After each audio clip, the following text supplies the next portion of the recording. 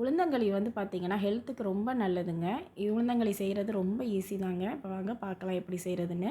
பச்சரிசி பார்த்திங்கன்னா இந்த படியில் வந்து 100 எடுத்துக்கோங்கங்க. அதுக்கப்புறம் பார்த்திங்கன்னா கருப்பு உளுந்து இருக்குல்ல, அது வந்து 100 எடுத்துக்கோங்க. இந்த மெஷர்மெண்ட் கப்பு எல்லார் வீட்லேயுமே மேக்ஸிமம் இருக்கும். இல்லைன்னா நீங்கள் வந்து பிளாஸ்டிக் கப்ஸ் வந்து பேக்கரி கப்ஸ் கிடைக்கும், அதில் நீங்கள் வாங்கிக்கோங்க. அப்புறம் பார்த்திங்கன்னா 2யும் வந்து சரிசமமாக எடுத்துக்கணும். அப்புறம் பார்த்திங்கன்னா அரிசியை வறுக்கக்கூடாதுங்க. நீங்கள் கருப்பு உளுந்தை மட்டும் லைட்டாக வறுத்துட்டு இது 2யும் பவுட்ரு பண்ணி வச்சுக்கோங்கங்க. இது வந்து மெஷர்மெண்ட் வந்து 200 இருக்கும். அது 100, இது 100 2மே சேர்த்து 200 மெஷர்மெண்ட் இருக்குங்க. அதுக்கப்புறம் பார்த்திங்கன்னா இந்த மாதிரி 4 அச்சு வந்து கருப்பட்டி எடுக்கணுங்கிற. கருப்பட்டி வந்து பார்த்திங்கன்னா இந்த 1 டம்ளருக்கு வந்து இந்த 4 கருப்பட்டி எடுத்துக்கோங்க. தண்ணி வந்து பார்த்திங்கன்னா இந்த 1:3, அதாவது 1 டம்ளர் மாவுக்கு வந்து பார்த்திங்கன்னா உங்களுக்கு 3 டம்ளர் தண்ணி வருங்க. இந்த 4 சிரட்டை கருப்பட்டியும் வந்து தண்ணியில் வந்து நல்லா மிக்ஸ் பண்ணி, நல்லா உடச்சி மிக்ஸ் பண்ணி நல்லா கொதிக்க விடணுங்க. இதில் நீங்கள் ஏலக்காய் பவுட்ரு இந்த மாதிரி கூட நீங்கள் மிக்ஸ் பண்ணிக்கலாம்.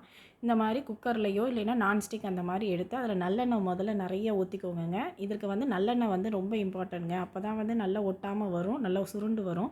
அதுக்கப்புறம் பார்த்திங்கன்னா இதில் வந்து ஃபில்ட்ரு பண்ணி நம்ம வடிகட்டி நம்ம என்ன பண்ணணும்னா அந்த கருப்பட்டியை வந்து நல்லா வடிகட்டணும். 3-4 தடவை வடிகட்டுற மாதிரி இருக்கும். 3 டம்ளர் தண்ணி மேக்ஸிமம் வரும்.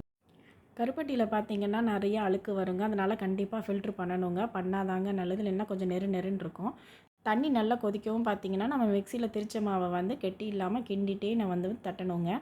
இதில் வந்து கட்டி விழாமல் பார்த்துக்கணும். நல்லா கிண்டிகிட்டே இருக்கணுங்க. நான் சொன்ன அளவுக்கு பார்த்திங்கன்னா ஒரு 6 உருண்டையிலேருந்து 7 உருண்டை வரைக்கும் வருங்க. இது வந்து ஒரு நாள் இல்லை அடுத்த நாள் வரைக்கும் தாங்க இருக்கும். அதுக்கு மேலெலாம் இருக்காது. நம்ம ஃப்ரிட்ஜில் வச்சுலாம் சாப்பிட முடியாதுங்க. இது வெந்து இப்போ மேலே பார்த்திங்கன்னா அப்படி நல்லெண்ணெய் வந்து மேலே வருங்க. நல்லா இப்படி சுருண்டு வரும். நம்ம அல்வா மாதிரி வந்துடுங்க. நல்லா ஒட்டாமையும் வரும். வர ஸ்டேஜில் வந்து நம்ம இது பார்த்திங்கன்னா ஃபுல்லாகவே வந்து சிம்மிலேயே வச்சு தாங்க நம்ம கிண்டணும். இதோட பதம் பார்த்திங்கன்னா கையில் ஒட்டாமல் இப்படி வரணுங்க. அதான் வந்து நல்ல பதம், நல்லா வெந்திருக்குன்னு அர்த்தம். இப்படி நல்லா வந்து சூட்டோடையே பார்த்திங்கன்னா நல்லா உருட்டி தட்டில் வச்சுருங்கங்க. நல்லெண்ணெய் வந்து நிறையா சேர்க்க தாங்க நல்லா ஒட்டாமல் நல்லா சுருண்டு வரும். இந்த மெத்தடு தாங்க கரெக்ட் மெத்தடு. இனிப்பு வந்து இங்கே நான் வந்து 4 அந்த சிரட்டை இது வந்து வச்சுருக்கேங்க. நீங்கள் வந்து உங்களுக்கு எவ்வளோ வேணுமோ அவ்வளோ நீங்கள் வந்து கருப்பட்டி யூஸ் பண்ணிக்கோங்க. நிறையா இனிப்பு வேணும்னா அந்த மாதிரி 4 போடுங்க. கம்மியாக வேணும்னா வந்து நீங்கள் ஒரு 3 அந்த மாதிரி அட்ஜஸ்ட் பண்ணி போட்டுக்கோங்க.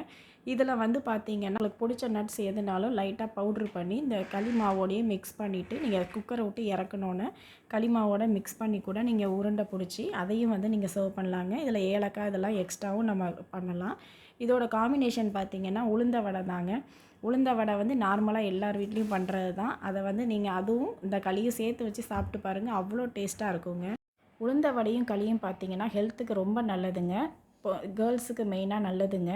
ஓகேங்க, நம்ம இன்னொரு வீடியோவில் பார்க்கலாம். பாய்.